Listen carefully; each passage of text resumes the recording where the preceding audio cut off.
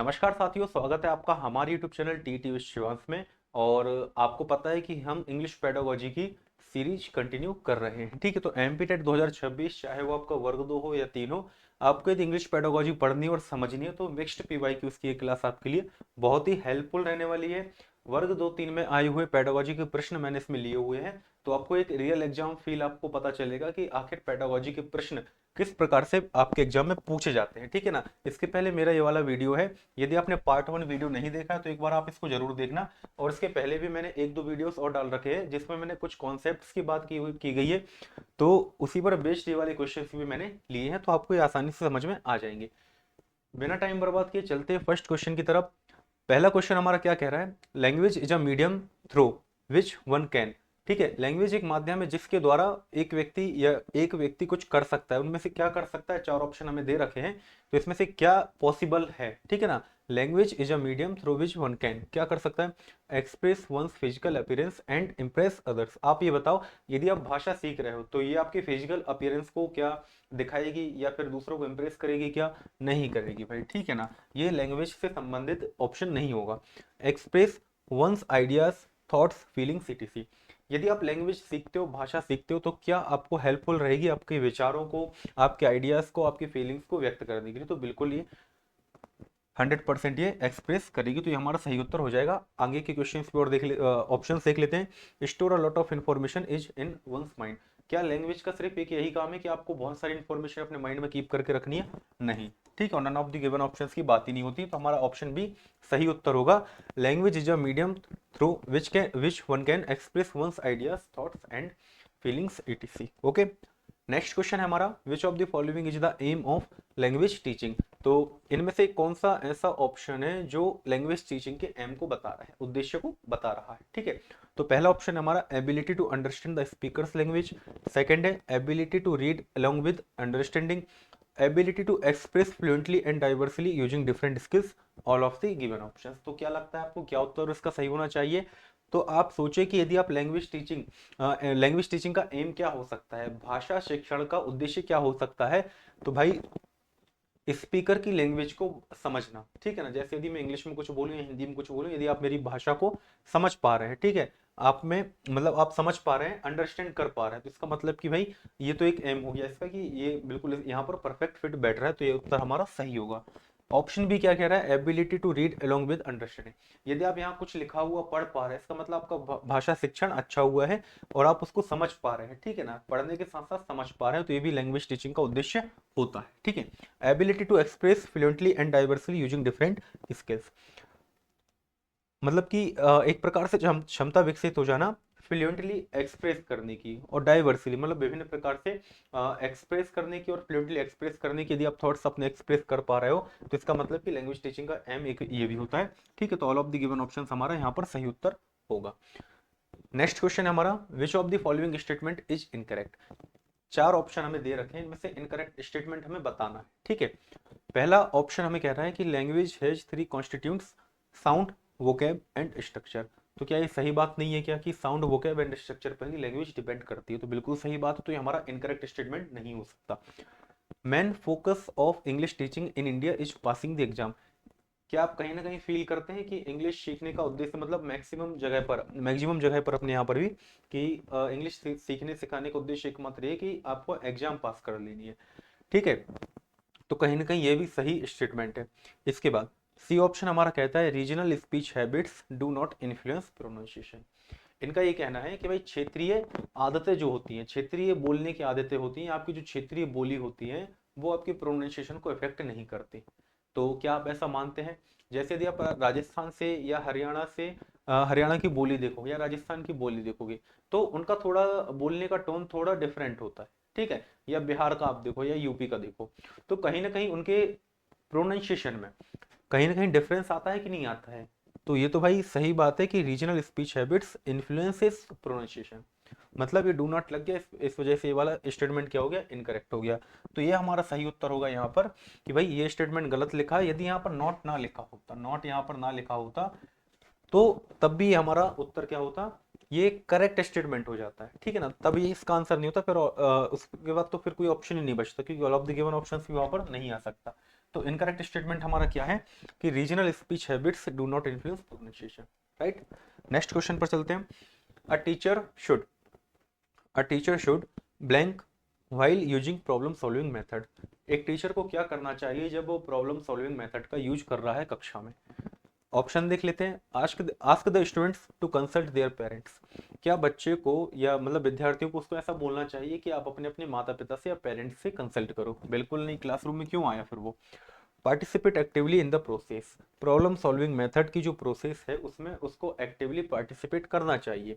मान रहा हूँ करना चाहिए, लेकिन प्रॉब्लम सॉल्विंग मेथड में क्या होता है, पीयर इंटरेक्शन होता है, सहपाठियों के बीच में भी चर्चाएं होती है, तो पूरे तरीके से सही उत्तर हमारा नहीं हो सकता।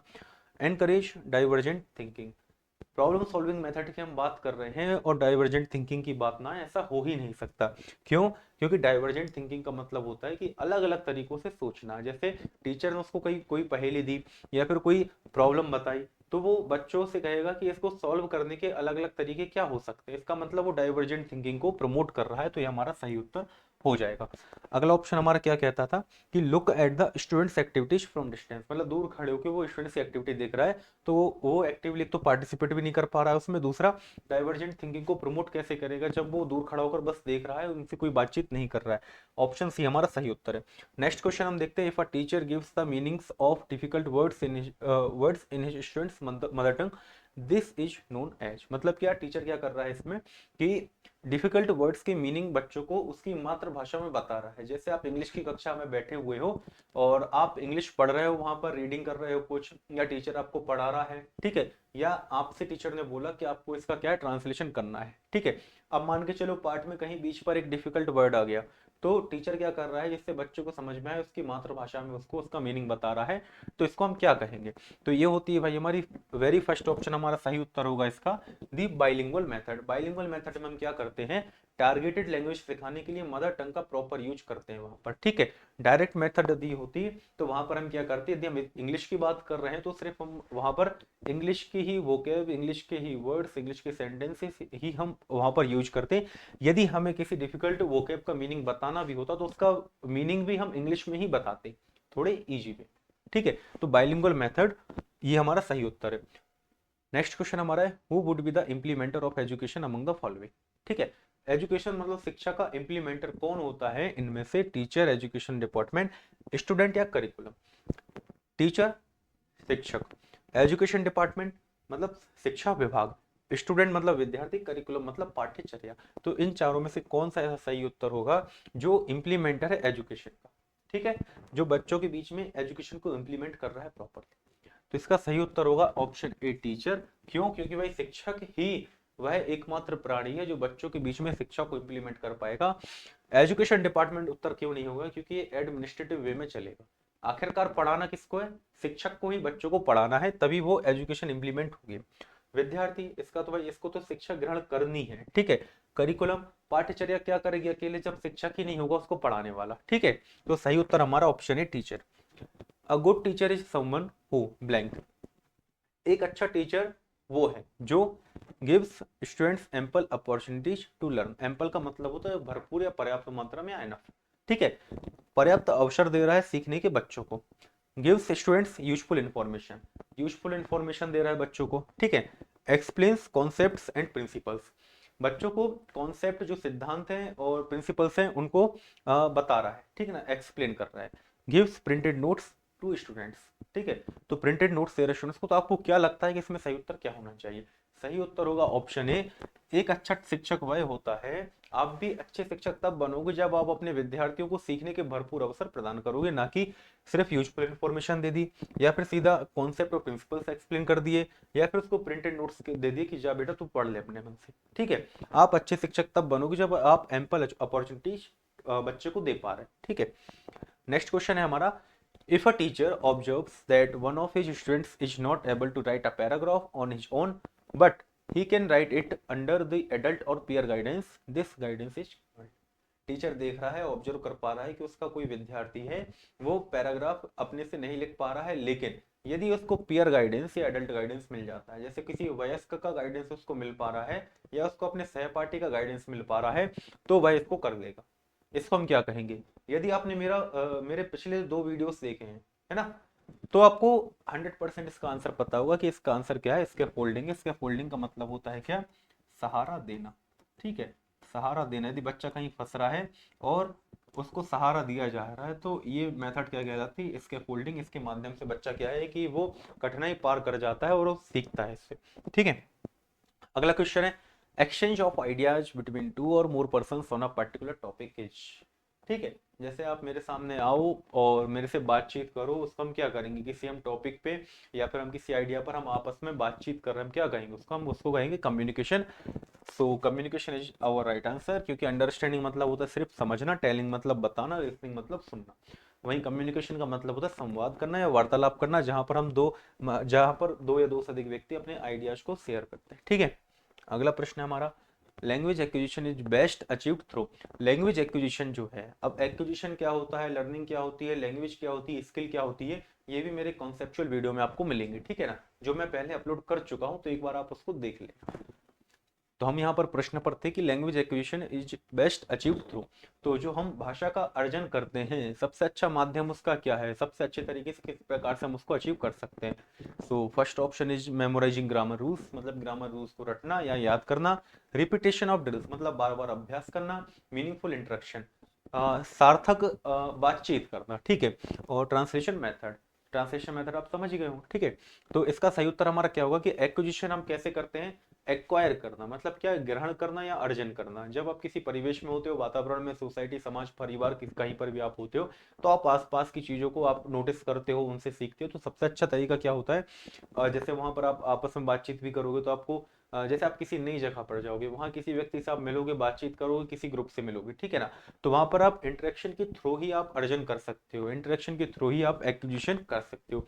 तो meaningful interaction is the our right answer. Okay, sorry. Which method focuses on spoken language first. कौन सी मेथड है जो स्पोकन लैंग्वेज पर फोकस करती है सबसे पहले। ठीक है ना, तो यह जो मेथड दी हुई है, ये भाषा सीखने की, लैंग्वेज सीखने की मेथड्स है। तो grammar translation method, direct method, bilingual method, structural method. यदि हमें किसी टारगेट लैंग्वेज को सीखना है, सपोज हम इंग्लिश सीखना है, ठीक है, तो कौन सी इसमें मेथड रहेगी जो स्पोकन लैंग्वेज पे पहले सबसे पहले फोकस करेगी, तो वो रहेगी मैं डायरेक्ट मेथड। डायरेक्ट मेथड के थ्रू ही हम क्या है, स्पोकन लैंग्वेज अच्छे से सीख सकते हैं। क्यों, डायरेक्ट मेथड में क्या होता है, जैसे आप सपोज करो कि आप किसी स्पोकन इंग्लिश की कोचिंग में गए, तो वहाँ का जो डायरेक्टर या जो आपका मेंटोर या टीचर है, वो आपसे कहेगा कि आज से हिंदी बिल्कुल बंद, इस क्लासरूम में जो भी हिंदी बोलेगा उसको फाइन लगेगा। ऐसा वो क्यों कह रहा है, क्योंकि वो प्रमोट कर रहा है डायरेक्ट टारगेटेड लैंग्वेज को। ठीक है, वो कहता है कि भाई टूटी फूटी इंग्लिश बोलो, लेकिन सिर्फ इंग्लिश बोलो, हिंदी मत बोलो वहां पर।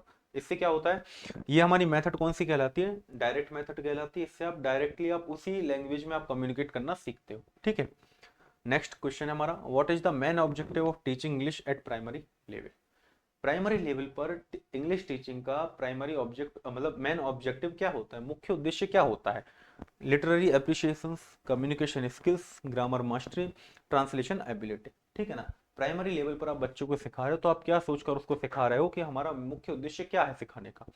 तो क्या आप चाहते हो उसमें कि भाई लिटरेरी एप्रिशिएशन आए, मतलब क्या कि वो साहित्य को एप्रिशिएट करना सीख जाए।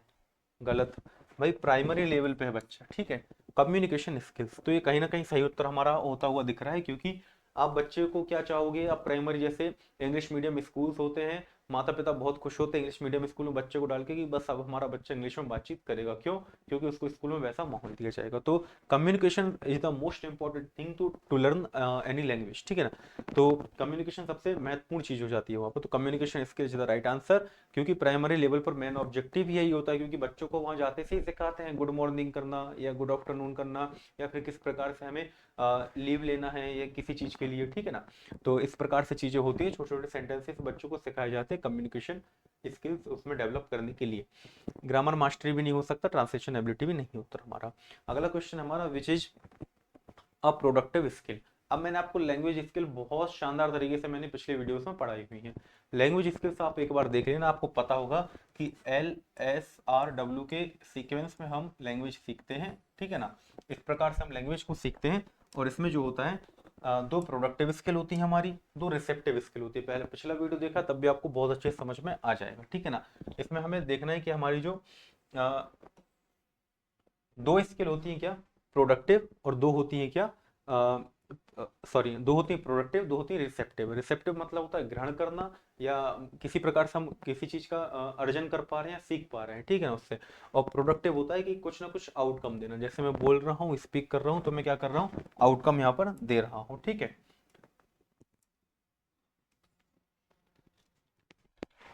तो हमारी जो है लिसनिंग, स्पीकिंग, रीडिंग, राइटिंग, ठीक है ना, ये शॉर्ट फॉर्म में मैंने LSRW इसको लिखा हुआ है। तो लिसनिंग और रीडिंग जो हमारी होती है वो क्या होती है, रिसेप्टिव स्किल होती है, ठीक है। और जो हमारा स्पीकिंग एंड राइटिंग होता है प्रोडक्टिव स्किल होती है, ठीक है ना। तो अब आपको उत्तर यहाँ पर पता चल ही गया होगा, ठीक है। चलिए नेक्स्ट क्वेश्चन पे चलते हैं।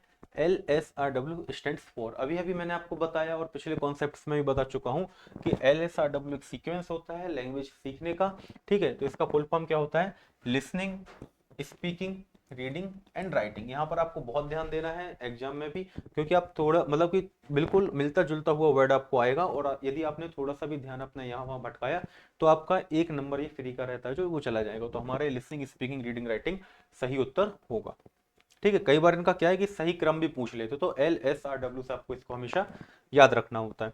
अगला क्वेश्चन हमारा, which method uses mother tongue and target language both, ऐसी कौन सी मेथड है, भाषा सीखने की ऐसी कौन सी तकनीक है जिसके माध्यम जिसमें हम मदर टंग मतलब मातृभाषा और टारगेटेड लैंग्वेज जो हमें सीखनी है उसको हम दोनों को एक साथ लेकर चलते हैं। तो ऐसी मेथड हमारी जो होती है वो होती है बाइलिंगुअल मेथड, ठीक है ना। बाइलिंगुअल मेथड के माध्यम से हम mother tongue and target language दोनों को यूज करते हैं, ठीक है ना। बाइलिंगुअल आपको समझ में ही आ रहा हो, बाई का मतलब होता है दो, और लैंग्वेज का मतलब होता है भाषा, दो भाषाओं को हम यूज कर रहे हैं वहां पर, तो बाइलिंगुअल मेथड हो जाती है, राइट। नेक्स्ट क्वेश्चन हमारा क्या कहता है कि the role of a teacher in modern pedagogy is, आधुनिक शिक्षण शास्त्र में टीचर का रोल क्या है, ठीक है। नॉलेज गिवर, क्या वो सिर्फ नॉलेज देता है, ज्ञान प्रदाता है। फैसिलिटेटर, सुविधा प्रदान करता है। एग्जामिनर, मतलब कि जांच करता है किसी चीज का, या कंट्रोलर, नियंत्रक। इसका सही उत्तर होगा फैसिलिटेटर, क्योंकि ये बच्चे को क्या है, मॉडर्न पेडागोजी के अकॉर्डिंग क्या इसका रोल क्या बचा है टीचर का, सुविधा प्रदान करता, मतलब बच्चे को ये सीखने के लिए सुविधाएं प्रदान कर रहा है, ठीक है ना। यहाँ मैं लिख देता हूँ, ये सुविधा प्रदान करता इसका रोल है यहाँ पर, ठीक है, टीचर का, ये हमेशा याद रखना आपको। ये हमारा हो जाएगा सही उत्तर, फैसिलिटेटर, ठीक है। आज के लिए इतना ही। आई होप कि आपको ये सेशन बहुत अच्छा लगा होगा, पसंद आया होगा, क्वेश्चंस आपको समझ में आएंगे, सारे PY के क्वेश्चंस थे, ठीक है। तो मिलते हैं नेक्स्ट वीडियो में। आप TT विश्वांस मेरा टेलीग्राम ग्रुप है, यहाँ पर आप ज्वाइन कर सकते हैं, ठीक है। आपके कोई डाउट्स हो तो वो आप पूछ सकते हैं, और यदि कोई वीडियो से रिलेटेड डाउट भी है आपका तो आप कमेंट बॉक्स में कमेंट कर सकते हैं, और कमेंट करके मुझे जरूर बताना कि क्लास आखिर आपको कैसी लगी, ठीक है, जिससे मैं आपको आगे के सेशन से भी आपके लिए जल्दी ला सकूँ, ठीक है। तो जुड़े रहिए चैनल के साथ। थैंक यू, जय हिंद, मिलते हैं नेक्स्ट वीडियो।